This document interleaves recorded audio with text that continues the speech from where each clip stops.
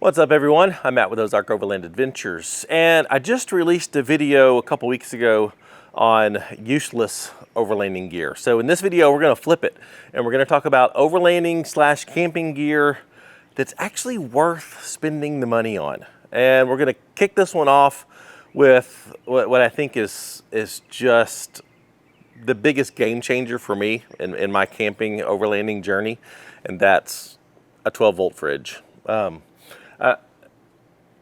These things are so awesome to have. No more having to deal with ice taking up space as far as volume goes to keep food and drinks in. Soggy food, just dealing with all the sloshing and stuff, especially for those who invest the money in the really nice ice chests like the Yetis, the Arctics, the big rotor-molded. I think you can get some cheaper ones at Walmart, but you know what I'm talking about. You can find a fridge for a very similar amount of money. They come in all different sizes and shapes and dual zones and single zones that you can find a fridge that will fit your needs and probably your budget as well. This one is a 55 liter. I really like this fridge a lot. It's by Iceco. It's the APL 55. It's one of those convertible ones where you can have a single zone or a dual zone. And I really like it because I can keep all my drinks and stuff cold, on my food. And I love, having popsicles at camp has been my new go-to for snacks. So that you can't do with an ice chest. You can't take popsicles, you can't take ice cream, you can't take frozen meats for a longer trip. So these are awesome. But as far as a budget-friendly brand, highly recommend Set Power. They've got a 3-year warranty on their compressors, unlike most of the other budget brands. And for the best bang for the buck, Iceco's the way to go for sure. There'll be links for as much of this stuff as I can in the description. I've got discount codes for both Iceco and Set Power that will save you 12% on your purchase. So consider that as part of the budget. But we've got everything from 55 liters here. We've got this true dual zone 65 liter fridge in our Conqueror. And then we even got this little 20 liter Set Power fridge for the back of my wife's Wrangler, because when she's out on her trips, she's got a 60 liter fridge in her trailer. And so in her Jeep, she just needs something to keep drinks and little snacks and that sort of stuff cold. So this one's perfect. So a 12-volt fridge, totally worth it. Absolute game changer. Up next on the list are propane fire pits. Now, if you travel out west in the summertime, you're very likely going to be traveling in areas with burn bans that will not allow any type of campfires. So that's where these come in super handy. They come in all different shapes and sizes. We've got two. One, a bigger one. This is the Trail Fire Grill. We love this one because not only is it a great fire pit, but it also comes with a grate, and you can throw a pizza stone on here. It comes with a lid that can serve as kind of a wok. And so this is not only a good fire pit, but it's also a great cooking tool. So anything that can have multi-purpose is great. This is the Ignic fire can. This is the one we take when it's just me or just me and my wife. You're not going to get a bunch of people around this getting warm. But for 1 or 2 people, this thing's great, and it packs up really small. Everything fits inside the can. Got the nice lid that goes on it, and packs up very small, which is handy. This one you can run off a 5-pound propane bottle for a couple nights. This one, if you're going to take a big one, you're going to need a 10, probably a 20-pound propane bottle to really crank this up and get some heat out of it, because they do run through propane pretty fast. But if you're traveling in any place with burn bans, these are a must. Totally worth it. Up next, continuing on with the fire pit theme, these pop-up fire pits are incredible. Ever since getting this a number of years ago, I hate using the ground fire rings. They're dirty. You don't know what all's in them, and they don't burn a nice clean fire. These, first of all, pack up really small. It just comes in this little bag, smaller than most camp chairs. And what it does is it elevates the fire up off the ground. It has a stainless steel mesh screen on the bottom, which allows airflow to come in from the bottom, which makes a very hot, very clean burning fire with very little smoke. And so from just enjoying a campfire kind of thing, these things are totally worth it. Another great thing about these is there's an optional grate that you can get for the top of these to turn this into, a grill and cook off of it. That's really handy too. I don't like having fires in the ground fire pits anymore. I won't use them. I'll take this. Then you can have a fire. You don't have to have a fire ring. You can just make a campfire anywhere. Really handy. Totally worth it. Up next on my list of overlanding camping gear that is worth the money, diesel heater. Now I know we are just getting into the middle of the summertime here, and it's already hot. Down here in the south, it's getting real sticky. But for winter camping, these things have been so incredible. They're very efficient. They draw very little power.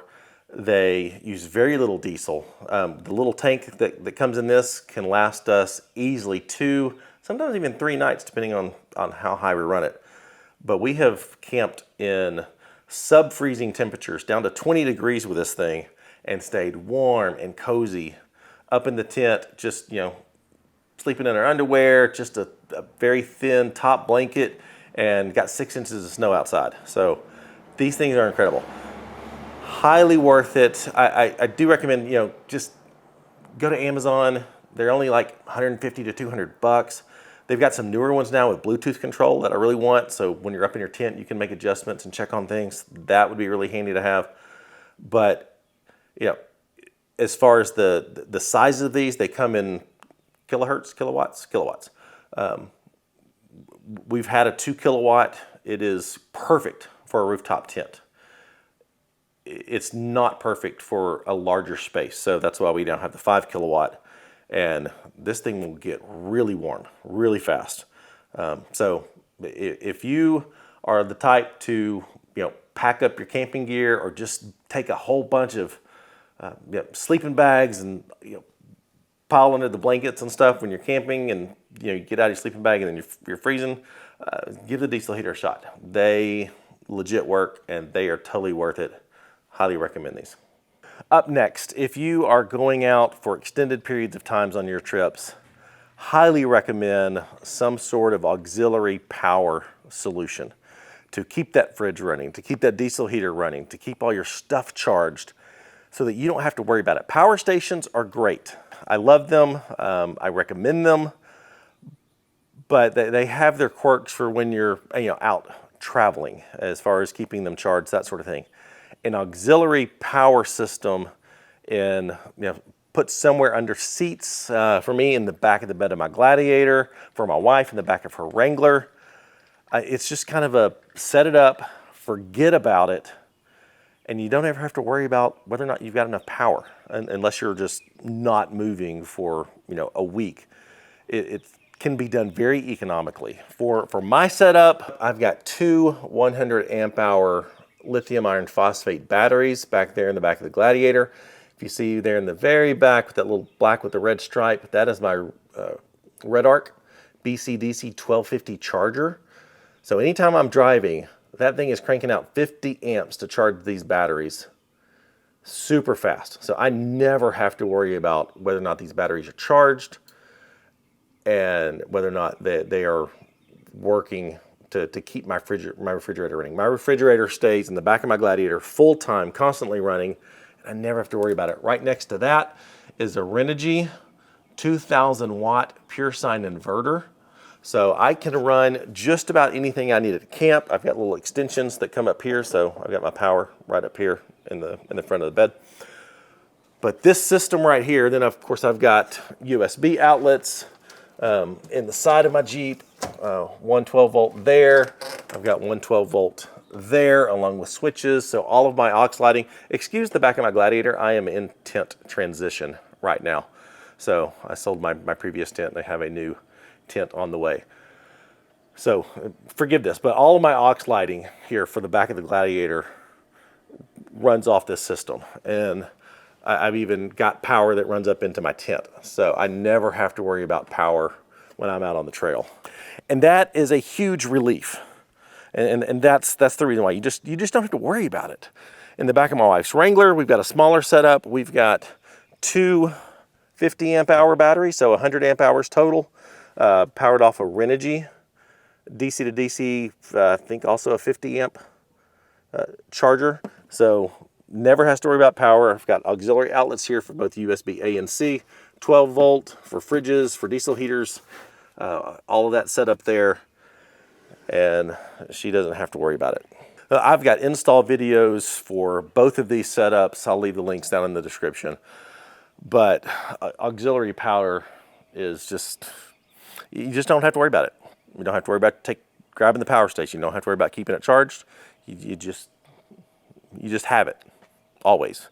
And it can, as we did in my wife's Wrangler, it can be done pretty economically, especially if they're priced some of these power stations. You could do that setup and just never worry. It's awesome. Up next on the list is a satellite communications device, like either the Garmin inReach, this is the Garmin inReach Mini, it's the original, not the brand new one, or the Zoleo. Now we have both of these, and these are awesome because, you know, when we're out off the grid, we most of the time don't have cell signal, and sometimes you need to communicate back at home and be able to send a text to check in with your wife, your kids, your husband, your parents, whatever. And that's where these things come in super handy. They work. They're sometimes slow, but they work. And when you don't have cell signal, sometimes you just got to check in on somebody or let someone know that you're okay, and that's what these are for. These are also great for if something goes catastrophically wrong and you need help, you need to be rescued, you need to be recovered. You know, if things go horribly bad, both of these have SOS functions. So on the Garmin, you just pull that out right there, push that button, and it sends the signal for help to come. Same thing with Zoleo, right underneath there, the SOS button. Yeah, this is one of those things where you need to have it and you hope you never have to use it. Because if you can't get help when you're in one of those situations, I mean, very literally could be the difference between life and death. So some form of satellite messaging communications device like the Zoleo or the Garmin inReach. Now, we prefer the Zoleo. This is the one that lives in my wife's rig. This is mine. I plan on changing very soon to the Zoleo because the one advantage that this has over this one when it comes to text messaging is this has a dedicated number. So if something goes wrong at home, and my wife or a parent or a kid needs to contact me in an emergency, with this they can. With this, I have to establish texting first because it does not keep an assigned number. Now, the new inReach Minis, they may have changed that, but for these, they don't keep its own number. It's not locked in. This one, they can text you first. This one, you have to text first. So you can message through the app or through the web tool. You can, I think, initiate via email with this, but for texting, Zoleo is the way to go. Plans for these are around 20 bucks a month, 25 bucks a month. You can suspend them when you're not using them, so you're not just wasting 20 bucks a month if you're not out and about. So that's super handy, but these are a must. Now, I know someone's going to ask, what about Starlink, satellite internet? Because we have Starlink. And that is great for when you get to camp and are set up, you can text and browse and FaceTime and all that sort of stuff at camp. But if you have an emergency on the trail, you can't be pulling out the satellite, setting it up, waiting for it to connect, and then be able to do your thing. You need something that's going to be just there. So that's what highly recommend these. Now, the last thing on my list for overlanding and camping gear that's actually worth it, the Devos Light Ranger camp lights. This is legit the best camp light I have ever used, and I've used quite a few. What it is, it's this little light right here that comes with a telescoping pole, which allows you to raise the light up, I think up to 9 feet tall. So it gets the light way up high, spreads the light around camp, and it's the most incredible camp light I've ever seen. You've got, this is it. It's got 4 LED lights around the edge. You can push the button again and change it to just 2. So if you just need to light half your camp, or if you want to save, you can do it 3 times and only have 1 light activated. And you can even hold down the button and you can dim the light down so it's not as bright. And it's just an incredible light. You can take it off, and so it's got a little loop in here. If you need to hang it from something, you can.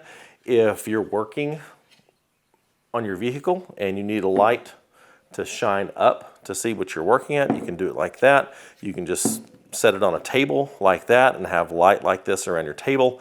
It's an incredibly versatile light. They've got options for them, such as a filter kit. It comes with 3 different filters. I'm using the amber on mine. Helps with the bugs. That's another thing these things are great at. With this, bugs are drawn to light. Even if you've got the amber covers on, bugs are still going to be drawn to it to an extent. And so you take this and you put it way up high, just away from camp, so it's still lighting up your camp. The bugs are going to be drawn to this instead of you, and it's a game changer. I actually had this out on a recent camping trip, and the bugs were swarming around the light so bad that when I went to bed, I didn't even venture over there. I just turn this off. I just let it die. I just let it run all night long because I was not going into that swarm that was around the light. And that's not too bad of a deal because these charge with USB-C and they charge really fast. So that's an upgrade compared to the original Light Rangers. They now have USB-C charging and much faster charging. So next day, just get on the move and you can plug this into USB-C and you can charge this pretty quick. If you're staying at camp and you don't want to deal with the charging, they actually have a little 20-watt solar panel. So the solar panel can just clip on here and boom. So you've got this at camp and just leave this set up during the day and the sun will charge it. So that's a cool little accessory that they have. There we go. And then Devos has come out with, I guess, the mini Light Ranger. This one's I think the 1200. I think this one's 800.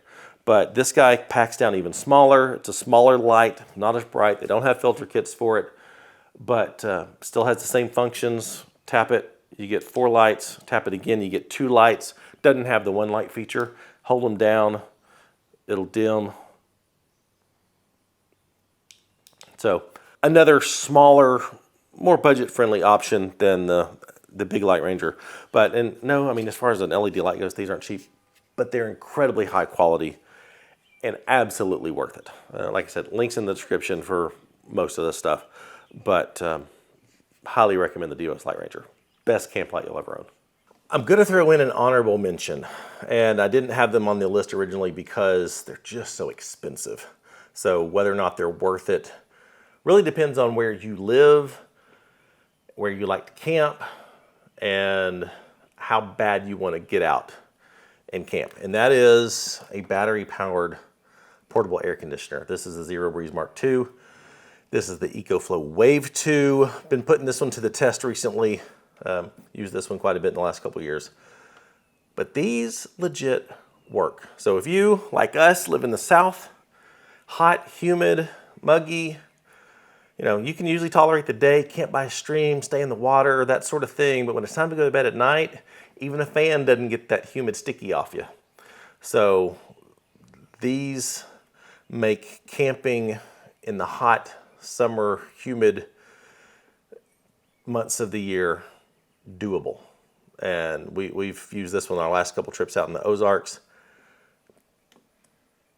I hate using the word game changer, but it literally makes it so much better when you're trying to sleep at night and it's hot and humid outside. These legit work. They're not cheap. The Zero Breeze is the cheaper of the two. It works. It works well.